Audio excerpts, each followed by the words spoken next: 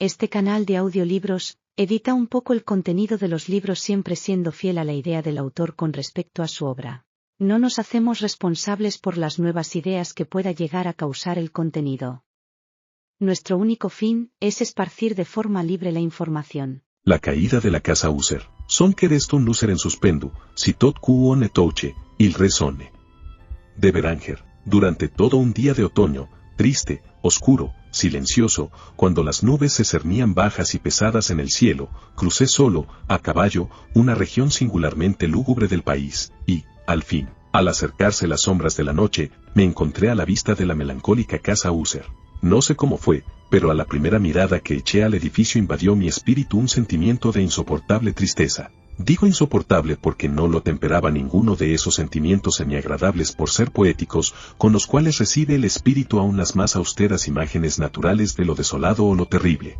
Miré el escenario que tenía delante, la casa y el sencillo paisaje del dominio, las paredes desnudas, las ventanas como ojos vacíos, los ralos y siniestros juncos, y los escasos troncos de árboles agostados, con una fuerte depresión de ánimo únicamente comparable, como sensación terrena, al despertar del fumador de opio, la amarga caída en la existencia cotidiana, el horrible descorrerse del velo. Era una frialdad, un abatimiento, un malestar del corazón, una irremediable tristeza mental que ningún acicate de la imaginación podía desviar hacia forma alguna de lo sublime. ¿Qué era? Me detuve a pensar, ¿qué era lo que así me desalentaba en la contemplación de la casa User?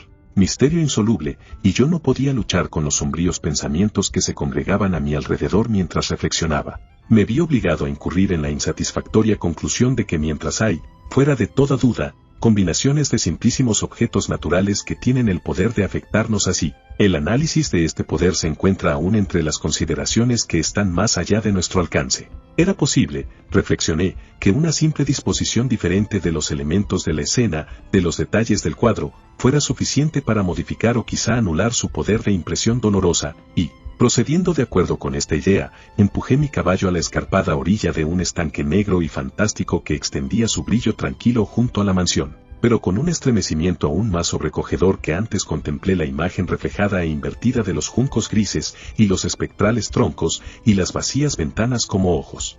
En esa mansión de melancolía, sin embargo, proyectaba pasar algunas semanas. Su propietario, Braderick User, había sido uno de mis alegres compañeros de adolescencia, pero muchos años habían transcurrido desde nuestro último encuentro. Sin embargo, acababa de recibir una carta en una región distinta del país, una carta suya, la cual, por su tono exasperadamente apremiante, no admitía otra respuesta que la presencia personal.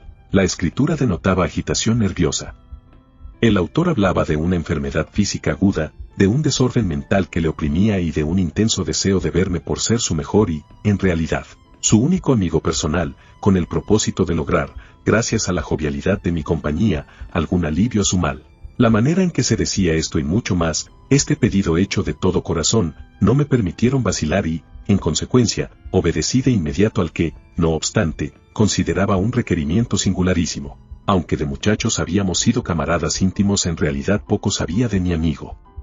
Siempre se había mostrado excesivamente reservado. Yo sabía, sin embargo, que su antiquísima familia se había destacado desde tiempos inmemoriales por una peculiar sensibilidad de temperamento desplegada a lo largo de muchos años, en numerosas y elevadas concepciones artísticas y manifestada, recientemente, en repetidas obras de caridad generosas, aunque discretas, así como en una apasionada devoción a las dificultades más que a las bellezas ortodoxas y fácilmente reconocibles de la ciencia musical. Conocía también el hecho notabilísimo de que la estirpe de los User, siempre venerable, no había producido, en ningún periodo, una rama duradera, en otras palabras, que toda la familia se limitaba a la línea de descendencia directa y siempre, con insignificantes y transitorias variaciones, había sido así. Esta ausencia, pensé, mientras revisaba mentalmente el perfecto acuerdo del carácter de la propiedad con el que distinguía a sus habitantes, reflexionando sobre la posible influencia que la primera, a lo largo de tantos siglos, podía haber ejercido sobre los segundos, esta ausencia, quizá, de ramas colaterales, y la consiguiente transmisión constante de padre a hijo, del patrimonio junto con el nombre, era la que, al fin, identificaba tanto a los dos, hasta el punto de fundir el título originario del dominio en el extraño y equívoco nombre de Casa User, nombre que parecía incluir, entre los campesinos que lo usaban, la familia y la mansión familiar.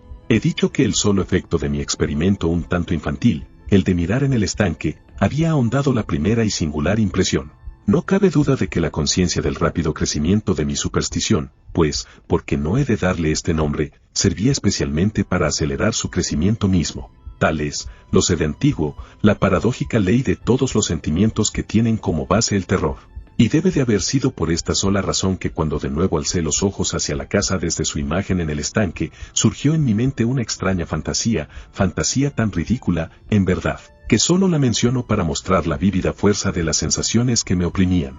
Mi imaginación estaba excitada al punto de convencerme de que se cernía sobre toda la casa y el dominio una atmósfera propia de ambos y de su inmediata vecindad, una atmósfera sin afinidad con el aire del cielo, exhalada por los árboles marchitos, por los muros grises, por el estanque silencioso, un vapor pestilente y místico, opaco, pesado, apenas perceptible, de color plomizo.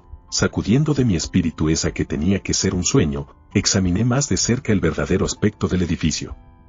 Su rasgo dominante parecía ser una excesiva antigüedad. Grande era la decoloración producida por el tiempo. Menudos hongos se extendían por toda la superficie, suspendidos desde el alero en una fina y enmarañada tela de araña, pero esto nada tenía que ver con ninguna forma de destrucción. No había caído parte alguna de la mampostería, y parecía haber una extraña incongruencia entre la perfecta adaptación de las partes y la disgregación de cada piedra.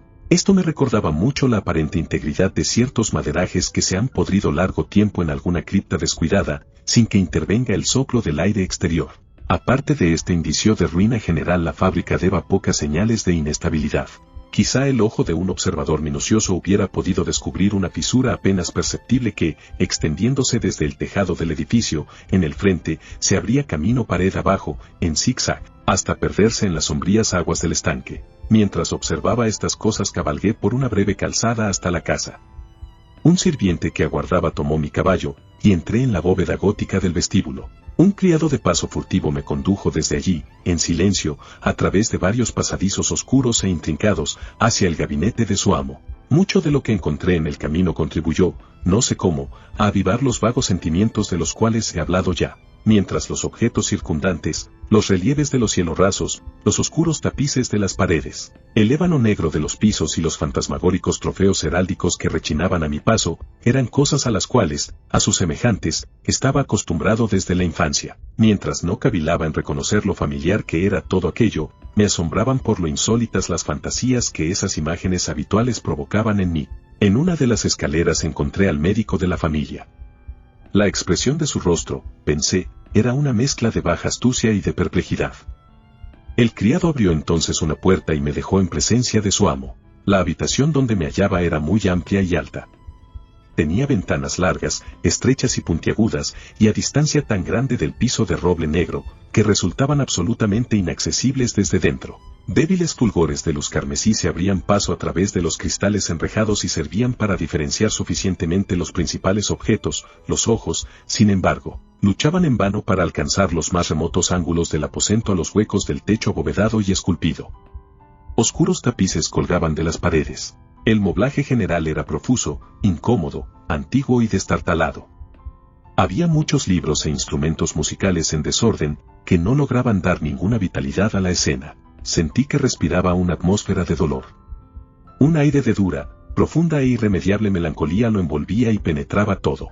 A mi entrada, User se incorporó de un sofá donde estaba tendido cuán largo era y me recibió con calurosa vivacidad, que mucho tenía, pensé al principio, de cordialidad excesiva, del esfuerzo obligado del hombre de mundo en huye. Pero una mirada a su semblante me convenció de su perfecta sinceridad. Nos sentamos y, durante unos instantes, mientras no hablaba, lo observé con un sentimiento en parte de compasión, en parte de espanto. Seguramente hombre alguno hasta entonces había cambiado tan terriblemente, en un periodo tan breve, como Roderick User. A duras penas pude llegar a admitir la identidad del ser exangüe que tenía ante mí, con el compañero de mi adolescencia. Sin embargo, el carácter de su rostro había sido siempre notable. La tez cadavérica, los ojos, grandes, líquidos, incomparablemente luminosos, los labios, un tanto finos y muy pálidos, pero de una curva extraordinariamente hermosa, la nariz, de delicado tipo hebreo, pero de ventanillas más abiertas de lo que es habitual en ellas, el mentón, finamente modelado, revelador, en su falta de prominencia, de una falta de energía moral, los cabellos, más suaves y más tenues que tela de araña. Estos rasgos y el excesivo desarrollo de la región frontal constituían una fisonomía difícil de olvidar. Y ahora la simple exageración del carácter dominante de esas facciones y de su expresión habitual revelaban un cambio tan grande, que dudé de la persona con quien estaba hablando. La palidez espectral de la piel, el brillo milagroso de los ojos, por sobre todas las cosas me sobresaltaron y aún me aterraron. El sedoso cabello, además, había crecido al descuido y, como en su desordenada textura de telaraña flotaba más que caía alrededor del rostro, me era imposible, aun haciendo un esfuerzo, relacionar su enmarañada apariencia con idea alguna de simple humanidad. En las maneras de mi amigo me sorprendió encontrar incoherencia, inconsistencia, y pronto descubrí que era motivada por una serie de débiles y fútiles intentos de vencer un azoramiento habitual, una excesiva agitación nerviosa. A decir verdad, ya estaba preparado para algo de esta naturaleza, no menos por su carta que por reminiscencias de ciertos rasgos juveniles y por las conclusiones deducidas de su peculiar conformación física y su temperamento. Sus gestos eran alternativamente vivaces y lentos. Su voz pasaba de una indecisión trémula, cuando su espíritu vital parecía en completa latencia, a esa especie de concisión enérgica, esa manera de hablar abrupta, pesada, lenta, hueca, a esa pronunciación gutural, densa, equilibrada, perfectamente modulada que puede observarse en el borracho perdido o en el opiómano incorregible durante los periodos de mayor excitación. Así me habló del objeto de mi visita, de su vehemente deseo de verme y del solaz que aguardaba de mí. Abordó con cierta extensión lo que él consideraba la naturaleza de su enfermedad. Era, dijo, un mal constitucional y familiar, y desesperaba de hallarle remedio, una simple afección nerviosa, añadió de inmediato, que indudablemente pasaría pronto. Se manifestaba en una multitud de sensaciones anormales. Algunas de ellas, cuando las detalló, me interesaron y me desconcertaron, aunque sin duda tuvieron importancia los términos y el estilo general del relato. Padecía mucho de una acuidad mórbida de los sentidos, apenas soportaba los alimentos más insípidos, no podía vestir sino ropas de cierta textura, los perfumes de todas las flores le eran opresivos, aún la luz más débil torturaba sus ojos, y solo pocos sonidos peculiares, y estos de instrumentos de cuerda, no le inspiraban horror. Vi que era un esclavo sometido a una suerte anormal de terror. Moriré, dijo, tengo que morir de esta deplorable locura. Así y no de otro modo me perderé. Temo los sucesos del futuro, no por sí mismos, sino por sus resultados. Me estremezco pensando en cualquier incidente, aun el más trivial, que pueda actuar sobre esta intolerable agitación. No aborrezco el peligro, como no sea por su efecto absoluto, el terror.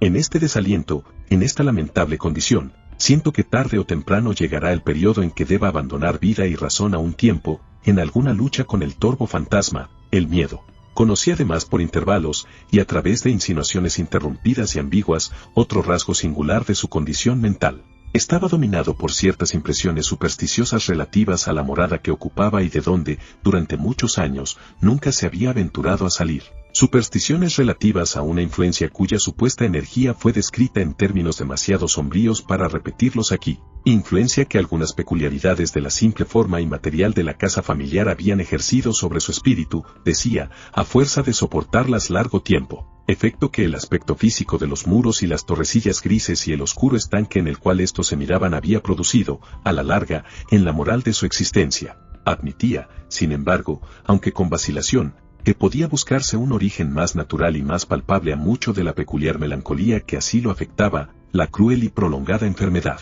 la disolución evidentemente próxima de una hermana tiernamente querida, su única compañía durante muchos años, su último y solo pariente sobre la tierra, su muerte, decía con una amargura que nunca podré olvidar, hará de mí, el desesperado, el frágil, el último de la antigua raza de los User. Mientras hablaba, Lady Madeline, que así se llamaba, pasó lentamente por un lugar apartado del aposento y, sin notar mi presencia, desapareció. La miré con extremado asombro, no desprovisto de temor, y sin embargo me es imposible explicar estos sentimientos. Una sensación de estupor me oprimió, mientras seguía con la mirada sus pasos que se alejaban. Cuando por fin una puerta se cerró tras ella, mis ojos buscaron instintiva y ansiosamente el semblante del hermano. Pero éste había hundido la cara entre las manos y solo pude percibir que una palidez mayor que la habitual se extendía en los dedos descarnados, por entre los cuales se filtraban apasionadas lágrimas. La enfermedad de Lady Madeline había burlado durante mucho tiempo la ciencia de sus médicos. Una apatía permanente, un agotamiento gradual de su persona y frecuentes aunque transitorios accesos de carácter parcialmente cataléptico eran el diagnóstico insólito. Hasta entonces había soportado con firmeza la carga de su enfermedad, negándose a guardar cama, pero, al caer la tarde de mi llegada a la casa, sucumbió, como me lo dijo esa noche su hermano con inexpresable agitación, al poder aplastante del destructor, y supe que la breve visión que yo había tenido de su persona sería probablemente la última para mí, que nunca más vería a Lady Madeline, por lo menos en vida. En los varios días posteriores, ni User ni yo mencionamos su nombre, y durante este periodo me entregué a vehementes esfuerzos para aliviar la melancolía de mi amigo. Pintábamos y leíamos juntos, o yo escuchaba, como en un sueño, las extrañas improvisaciones de su elocuente guitarra. Y así a medida que una intimidad cada vez más estrecha me introducía sin reserva en lo más recóndito de su alma, iba advirtiendo con amargura la futileza de todo intento de alegrar un espíritu cuya oscuridad, como una cualidad positiva, inherente, se derramaba sobre todos los objetos del universo físico y moral, en una incesante irradiación de tinieblas. Siempre tendré presente el recuerdo de las muchas horas solemnes que pasé a solas con el amo de la casa User. Sin embargo, fracasaría en todo intento de dar una idea sobre el exacto carácter de los estudios o las ocupaciones a los cuales me inducía o cuyo camino me mostraba. Una idealidad exaltada, enfermiza, arrojaba un fulgor sulfúreo sobre todas las cosas. Sus largos e improvisados cantos fúnebres resonarán eternamente en mis oídos. Entre otras cosas, conservo dolorosamente en la memoria cierta singular perversión y amplificación del extraño aire del último vals de Von Weber, de las pinturas que nutría su laboriosa imaginación y cuya vaguedad crecía a cada pincelada, vaguedad que me causaba un estremecimiento tanto más penetrante, cuanto que ignoraba su causa. De esas pinturas, tan vívidas que aún tengo sus imágenes ante mí, sería inútil mi intento de presentar algo más que la pequeña porción comprendida en los límites de las meras palabras escritas. Por su extremada simplicidad, por la desnudez de sus diseños, atraían la atención y la subyugaban. Si jamás un mortal pintó una idea, ese mortal fue Frederick User. Para mí al menos, en las circunstancias que entonces me rodeaban, surgía de las puras abstracciones que el hipocondríaco lograba proyectar en la tela una intensidad de intolerable espanto, cuya sombra nunca he sentido, ni siquiera en la contemplación de las fantasías de Fuseli, resplandecientes, por cierto, pero demasiado concretas. Una de las fantasmagóricas concepciones de mi amigo, que no participaba con tanto rigor del espíritu de abstracción, puede ser vagamente esbozada, aunque de una manera indecisa, débil, en palabras. El pequeño cuadro representaba el interior de una bóveda o túnel inmensamente largo, rectangular, con paredes bajas, lisas, blancas, sin interrupción ni adorno alguno. Ciertos elementos accesorios del diseño servían para dar la idea de que esa excavación se hallaba a mucha profundidad bajo la superficie de la tierra. No se observaba ninguna saliencia en toda la vasta extensión, ni se discernía una antorcha o cualquier otra fuente artificial de luz. Sin embargo, flotaba por todo el espacio una ola de intensos rayos que bañaban el conjunto con un esplendor inadecuado y espectral. He hablado ya de ese estado mórbido del nervio auditivo que hacía intolerable al paciente toda música, con excepción de ciertos efectos de instrumentos de cuerda. Quizá los estrechos límites en los cuales se había confinado con la guitarra fueron los que originaron, en gran medida, el carácter fantástico de sus obras. Pero no es posible explicar de la misma manera la fogosa facilidad de sus impromptus. Debían de ser, y lo eran, tanto las notas como las palabras de sus extrañas fantasías, pues no pocas veces se acompañaba con improvisaciones verbales rimadas. Debían de ser los resultados de ese intenso recogimiento y concentración mental a los cuales he aludido antes y que eran observables solo en ciertos momentos de la más alta excitación mental. Recuerdo fácilmente las palabras de una de esas rapsodias. Quizá fue la que me impresionó con más fuerza cuando la dijo, porque en la corriente interna o mística de su sentido creí percibir, y por primera vez, una acabada conciencia por parte de User de que su encumbrada razón vacilaba sobre su trono. Los versos, que él tituló El Palacio Encantado, decían poco más o menos así: en el más verde de los valles que habitan ángeles benéficos, erguíase un palacio lleno de majestad y hermosura. Dominio del rey pensamiento, allí se alzaba. Y nunca un serafín batió sus alas sobre cosa tan bella. Amarillos pendones, sobre el techo flotaban, áureos y gloriosos. Todo eso fue hace mucho, en los más viejos tiempos, y con la brisa que jugaba en tan gozosos días. Por las almenas se expandía una fragancia alada, y los que erraban en el valle, por dos ventanas luminosas a los espíritus veían danzar al ritmo de laúdes, en torno al trono donde, por Filogéneto, envuelto en merecida pompa, sentábase el señor del reino. y de rubíes y de perlas era la puerta del palacio, de donde como un río fluían centelleando, los ecos, de gentil tarea, la de cantar con altas voces el genio y el ingenio de su rey soberano. Más criaturas malignas invadieron, vestidas de tristeza, aquel dominio. Duelo y luto, nunca más nacerá otra alborada. Y en torno del palacio, la hermosura que antaño florecía entre rubores, es solo una olvidada historia sepulta en viejos tiempos. Y los viajeros, desde el valle, por las ventanas ahora rojas, ven vastas formas que se mueven en fantasmales discordancias, mientras, cual espectral torrente, por la pálida puerta sale una horrenda multitud que ríe, pues la sonrisa ha muerto. Recuerdo bien que las sugestiones nacidas de esta balada nos lanzaron a una corriente de pensamientos donde se manifestó una opinión de Husserl que menciono, no por su novedad, pues otros hombres han pensado así, sino para explicar la obstinación con que la defendió. En líneas generales afirmaba la sensibilidad de todos los seres vegetales, pero en su desordenada fantasía la idea había asumido un carácter más audaz e invadía, bajo ciertas condiciones, el reino de lo inorgánico. Me faltan palabras para expresar todo el alcance, o el vehemente abandono de su persuasión.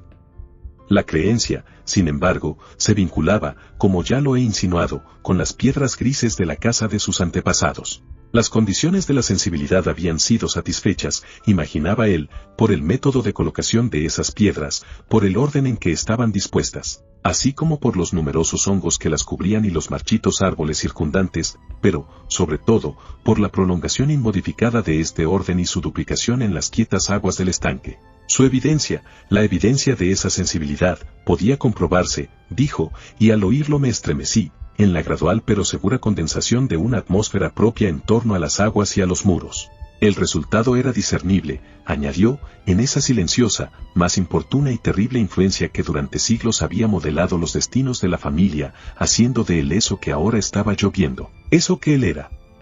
Tales opiniones no necesitan comentario, y no haré ninguno. Nuestros libros, los libros que durante años constituyeran no pequeña parte de la existencia intelectual del enfermo, estaban, como puede suponerse, en estricto acuerdo con este carácter espectral. Estudiábamos juntos obras tales como el Bebe Chartreuse, de Gresset, el Belfegor, de Maquiavelo, del cielo y del infierno, de Swedenborg, el viaje subterráneo de Nicolás Klim, de Holberg, la quiromancia, de Robert Fladd, Jean de Indaginé y de la Chambre, el viaje a la distancia azul, de Tieck, y la ciudad del sol, de Campanella. Nuestro libro favorito era un pequeño volumen en octavo del Directorium Inquisitorium, del dominico Eimerick de Girone, y había pasajes de Pomponius Mela sobre los viejos sátiros africanos y egibanos, con los cuales Husserl soñaba horas enteras. Pero encontraba su principal deleite en la lectura cuidadosa de un rarísimo y curioso libro gótico en cuarto, el manual de una iglesia olvidada, Las Vigiliae Mortorum Chorum Ecclesiae Maguntiae. No podía dejar de pensar en el extraño ritual de esa obra y en su probable influencia sobre el hipocondríaco cuando una noche, tras informarme bruscamente de que Lady Madeline había dejado de existir, declaró su intención de preservar su cuerpo durante 15 días, antes de su inhumación definitiva, en una de las numerosas criptas del edificio. El humano motivo que alegaba para justificar esta singular conducta no me dejó en libertad de discutir. El hermano había llegado a esta decisión, así me dijo, considerando el carácter insólito de la enfermedad de la difunta, ciertas importunas y ansiosas averiguaciones por parte de sus médicos, la remota y expuesta situación del cementerio familiar. No he de negar que, cuando evoqué el siniestro aspecto de la persona con quien me cruzara en la escalera el día de mi llegada a la casa, no tuve deseo de oponerme a lo que consideré una precaución inofensiva y en modo alguno extraña. A pedido de Husserl, lo ayudé personalmente en los preparativos de la sepultura temporaria. Ya en el ataúd, los dos solos llevamos el cuerpo a su lugar de descanso. La cripta donde lo depositamos, por tanto tiempo clausurada que las antorchas casi se apagaron en su atmósfera opresiva, dándonos poca oportunidad para examinarla, era pequeña, húmeda y desprovista de toda fuente de luz, estaba a gran profundidad, justamente bajo la parte de la casa que ocupaba mi dormitorio. Evidentemente había desempeñado, en remotos tiempos feudales, el siniestro oficio de mazmorra, y en los últimos tiempos el de depósito de pólvora o alguna otra sustancia combustible, pues una parte del piso y todo el interior del largo pasillo abovedado que nos llevara hasta allí estaban cuidadosamente revestidos de cobre. La puerta, de hierro macizo, tenía una protección semejante. Su inmenso peso, al moverse sobre los goznes, producía un chirrido agudo, insólito. Una vez depositada la fúnebre carga sobre los caballetes, en aquella región de horror, retiramos parcialmente hacia un lado la tapa todavía suelta del ataúd y miramos la cara de su ocupante. Un sorprendente parecido entre el hermano y la hermana fue lo primero que atrajo mi atención, y User, adivinando quizá mis pensamientos, murmuró algunas palabras, por las cuales supe que la muerta y él eran mellizos y que entre ambos habían existido siempre simpatías casi inexplicables. Nuestros ojos, sin embargo, no se detuvieron mucho en la muerta, porque no podíamos mirarla sin espanto. El mal que llevara a Lady Madeline a la tumba en la fuerza de la juventud había dejado, como es frecuente en todas las enfermedades de naturaleza estrictamente cataléptica, la ironía de un débil rubor en el pecho y la cara, y esa sonrisa suspicaz, lánguida, que es tan terrible en la muerte. Volvimos la tapa a su sitio, la atornillamos y, asegurada la puerta de hierro, emprendimos camino, con fatiga, hacia los aposentos apenas menos lúgubres de la parte superior de la casa. Y entonces, transcurridos algunos días de amarga pena, sobrevino un cambio visible en las características del desorden mental de mi amigo. Sus maneras habituales habían desaparecido. Descuidaba u olvidaba sus ocupaciones comunes. Erraba de aposento en aposento con paso presuroso, desigual, sin rumbo. La palidez de su semblante había adquirido, si era posible tal cosa, un tinte más espectral, pero la luminosidad de sus ojos había desaparecido por completo. El tono a veces ronco de su voz ya no se oía, y una vacilación trémula como en el colmo del terror, caracterizaba ahora su pronunciación. Por momentos, en verdad, pensé que algún secreto opresivo dominaba su mente agitada sin descanso, y que luchaba por conseguir valor suficiente para divulgarlo. Otras veces, en cambio, me veía obligado a reducirlo todo a las meras e inexplicables divagaciones de la locura, pues lo veía contemplar el vacío horas enteras, en actitud de profundísima atención, como si escuchara algún sonido imaginario. No es de extrañarse que su estado me aterrara, que me inficionara. Sentía que a mi alrededor, a pasos lentos pero seguros, se deslizaban las extrañas influencias de sus supersticiones fantásticas y contagiosas. Al retirarme a mi dormitorio la noche del 7º u 8º día después de que Lady Madeline fuera depositada en la mazmorra, y siendo ya muy tarde, experimenté de manera especial y con toda su fuerza esos sentimientos. El sueño no se acercaba a mi lecho y las horas pasaban y pasaban.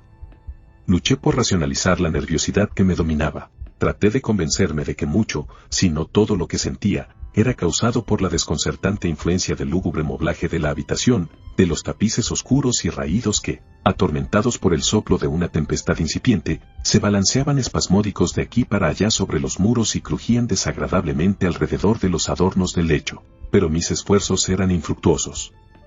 Un temblor incontenible fue invadiendo gradualmente mi cuerpo, y al fin se instaló sobre mi propio corazón un íncubo, el peso de una alarma por completo inmotivada. Lo sacudí, jadeando, luchando, me incorporé sobre las almohadas y, mientras miraba ansiosamente en la intensa oscuridad del aposento, presté atención, ignoro por qué, salvo que me impulsó una fuerza instintiva, a ciertos sonidos ahogados, indefinidos, que llegaban en las pausas de la tormenta, con largos intervalos, no sé de dónde.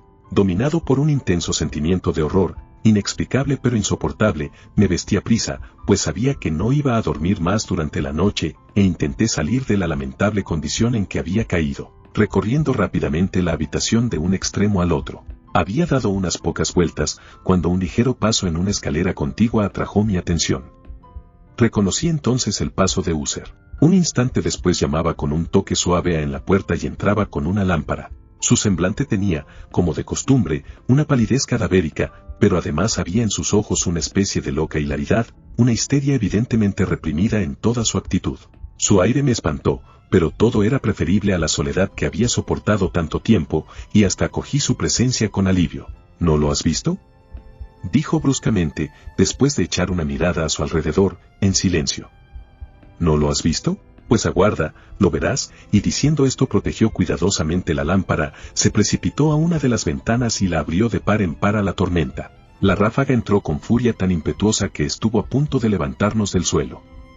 Era, en verdad, una noche tempestuosa, pero de una belleza severa, extrañamente singular en su terror y en su hermosura. Al parecer un torbellino desplegaba su fuerza en nuestra vecindad, pues había frecuentes y violentos cambios en la dirección del viento, y la excesiva densidad de las nubes, tan bajas que oprimían casi las torrecillas de la casa, no nos impedía advertir la viviente velocidad con que acudían de todos los puntos, mezclándose unas con otras sin alejarse.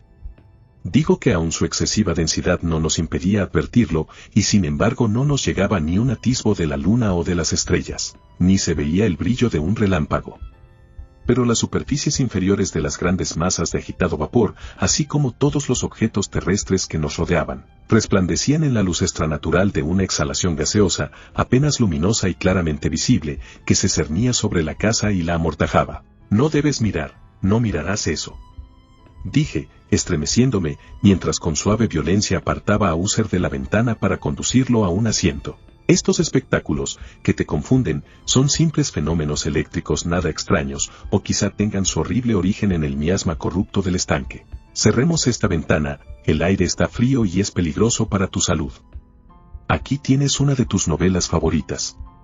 Yo leeré y me escucharás, y así pasaremos juntos esta noche terrible. El antiguo volumen que había tomado era M.A.D. Triste, de Sir Lancelot Canning, pero lo había calificado de favorito de User más por triste broma que en serio, pues poco había en su prolijidad tosca, sin imaginación, que pudiera interesar a la elevada e ideal espiritualidad de mi amigo. Pero era el único libro que tenía a mano, y alimenté la vaga esperanza de que la excitación que en ese momento agitaba al hipocondríaco pudiera hallar alivio, pues la historia de los trastornos mentales está llena de anomalías semejantes, aun en la exageración de la locura que yo iba a leerle. De haber juzgado, a decir verdad, por la extraña y tensa vivacidad con que escuchaba o parecía escuchar las palabras de la historia, me hubiera felicitado por el éxito de mi idea. Había llegado a esa parte bien conocida de la historia en que es el héroe del Triste, después de sus vanos intentos de introducirse por las buenas en la morada del eremita, procede a entrar por la fuerza. Aquí, se recordará, las palabras del relator son las siguientes: y es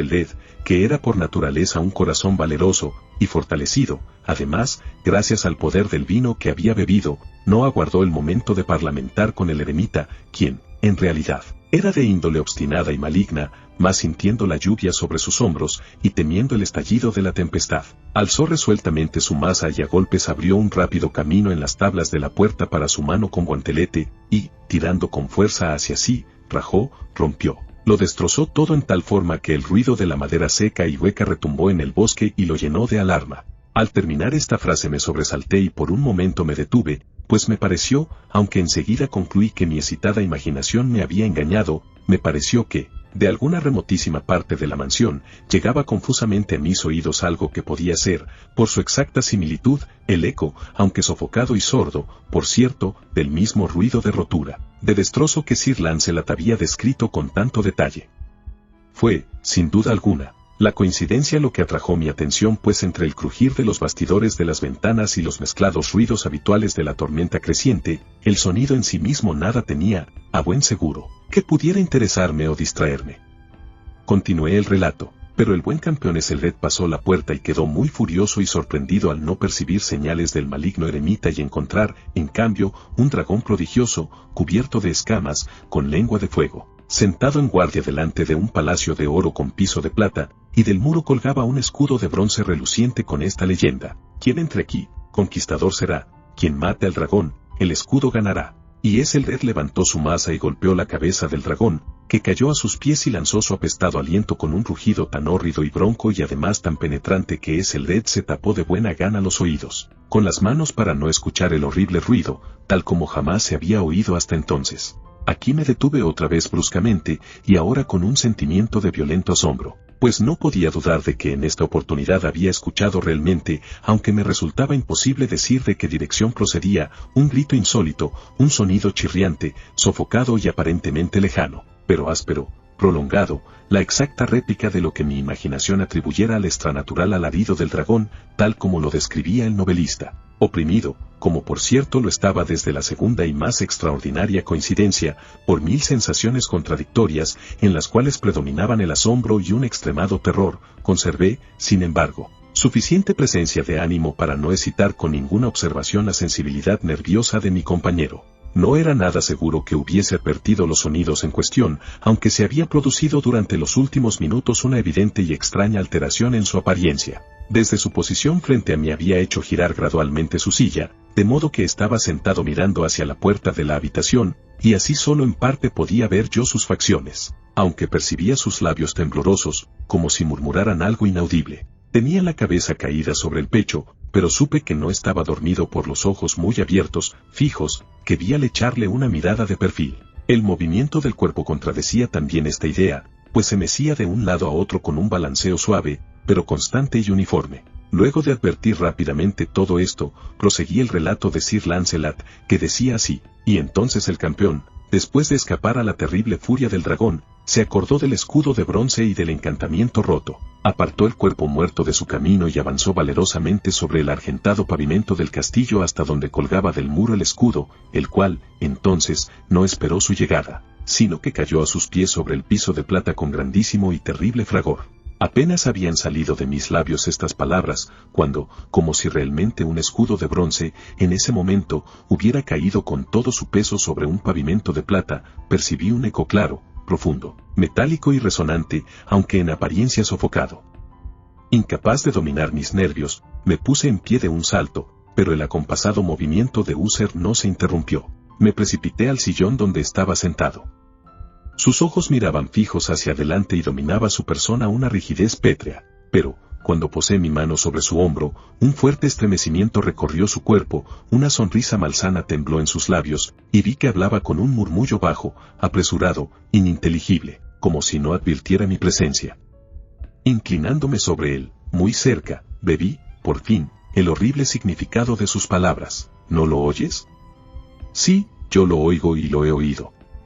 Mucho tiempo, muchos minutos, muchas horas, muchos días lo he oído, pero no me atrevía.